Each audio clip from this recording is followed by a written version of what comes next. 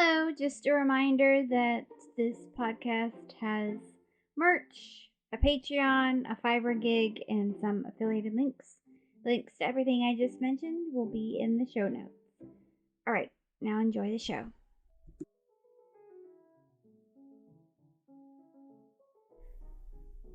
A coup d'etat can change, well, everything.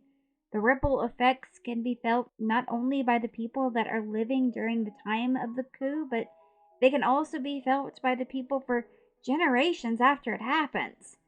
But how in the world does a coup d'etat that took place almost 200 years ago pave the way for the creation of one of the most famous luxury fashion brands today? Well, you are about to find out. Hi, my name is Courtney Jewell, and you are listening to the fourth episode of the fifth season of History Shelf, a podcast about history that proves that sometimes fact is even more interesting than fiction. Welcome to season 5 of History Shelf. This season is titled History, Taylor's Version. That is because these 14 people that I will be covering this season all have one thing in common. The one thing they have in common is they all have been name dropped in a Taylor Swift song. Now, don't stop listening if you are not a fellow Swiftie like me. This season is not going to be about Taylor Swift. You don't have to be a Swiftie to enjoy this season. You just have to be a history lover. So please, stay. What we are going to do is you and I are going to go on a little adventure that spans 2,404 years. Who I am going to cover this season are famous leaders, people from the screen, poets straight from the Tortured Poets department, and people who are just trying to find a place in this world. Some of these stories may be stories of happiness. They may be sad, beautiful, tragic. But long story short, I hope that you will be enchanted to get to know the stories of these historical figures all too well. So, are you ready for it? For this week, I am talking about Louis Vuitton.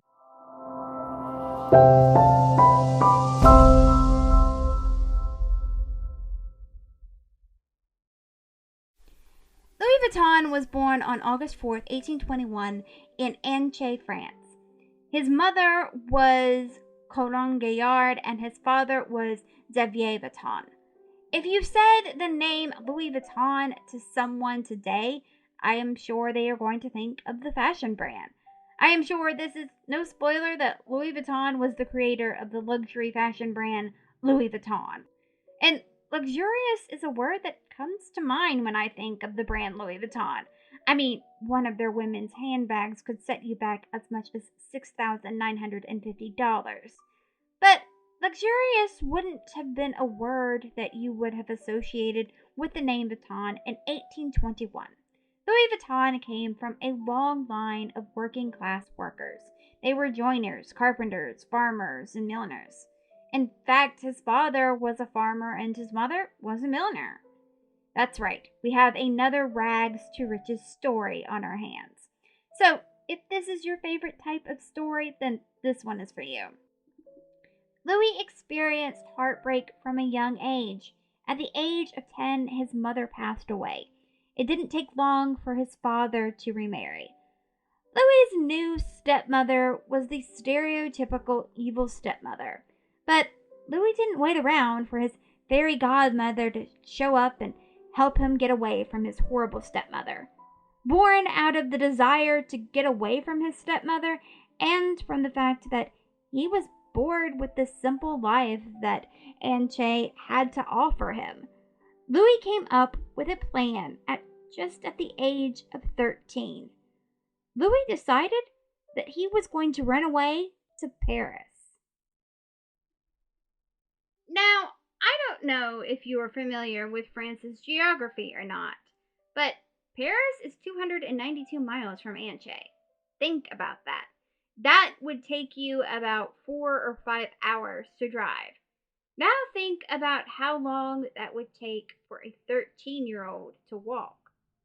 On the first tolerable day of spring in 1835, the young Louis Vuitton set out on foot for Paris. The only thing that he had with him was determination. It took Louis over 2 years to make it to Paris. He, of course, had made a few stops along the way to take a job here and there so he could buy food, and he, of course, took breaks to sleep. His shelter was whatever he could find. But in 1835, at the age of 16, Louis did set foot in his country's capital of Paris. Now the young Louis had to find some work, and he did find work. He found work as an apprentice in the workshop of a successful box maker and packer. His name was Monsieur Marcel. Now, box making and packing was a very respectable craft in 19th century Europe, so Louis did well for himself.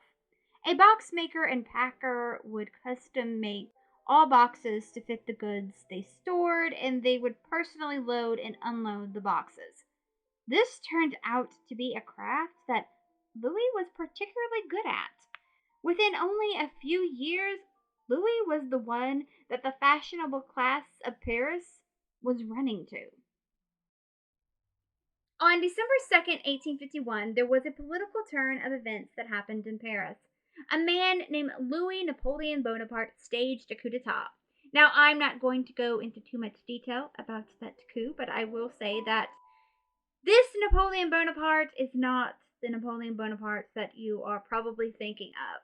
He is not the Napoleon Bonaparte that Ridley Scott movie was about, the one that starred Joaquin Phoenix. Yeah, this Napoleon Bonaparte and that Napoleon Bonaparte were two different men. That Napoleon Bonaparte was the first Napoleon. Louis Napoleon was Napoleon III.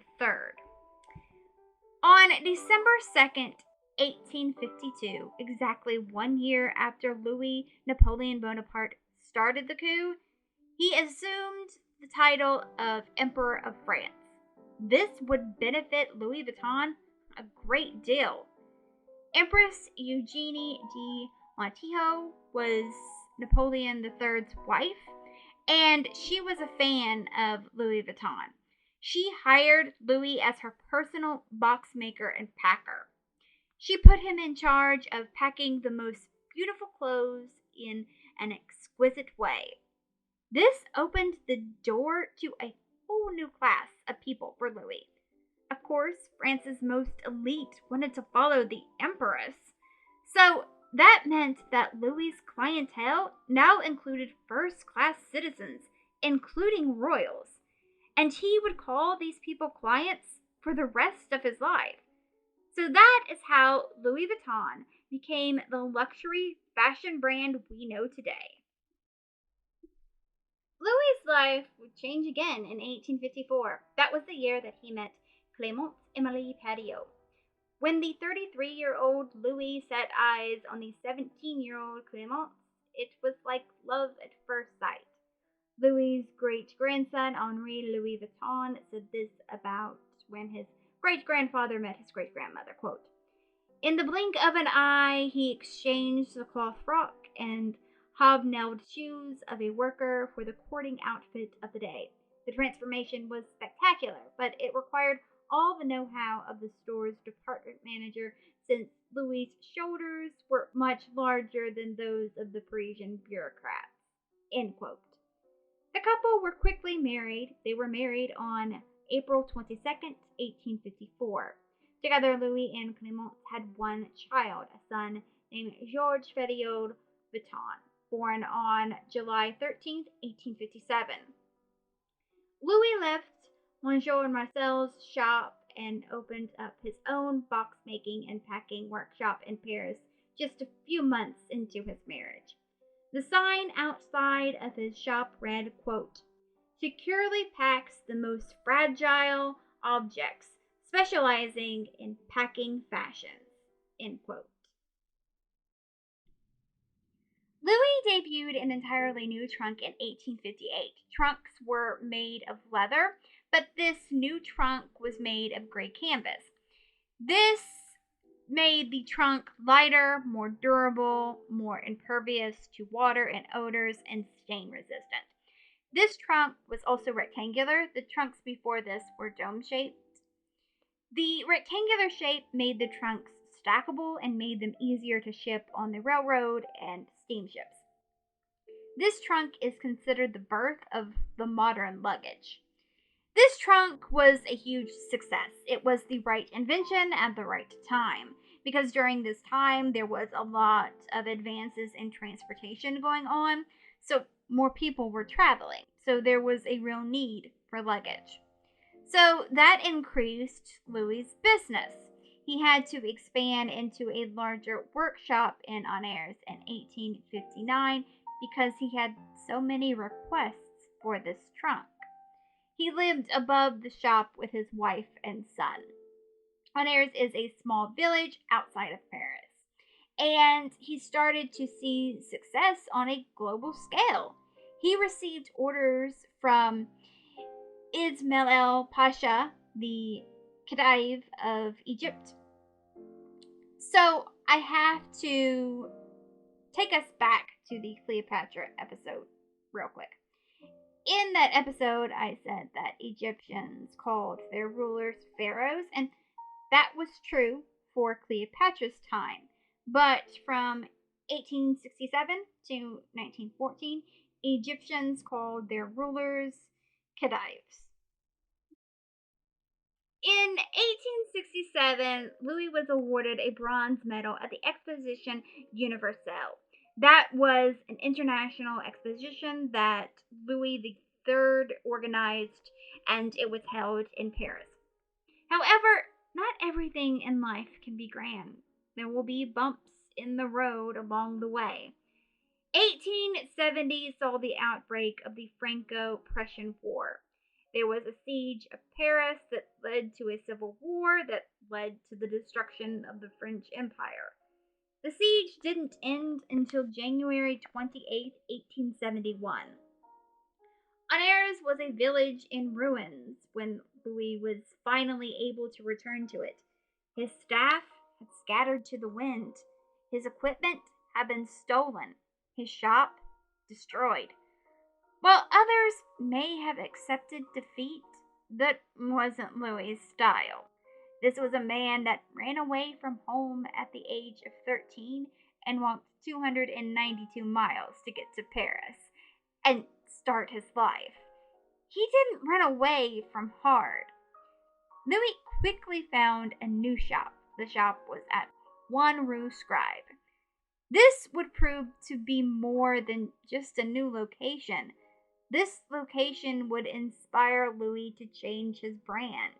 The new location was right in the middle of the heart of Paris. The area had a more aristocratic feel to it than his previous location. This area of Paris was home to the prestigious Jockey Club, so Louis focused on luxury. In 1842, Louis came out with a new trunk design.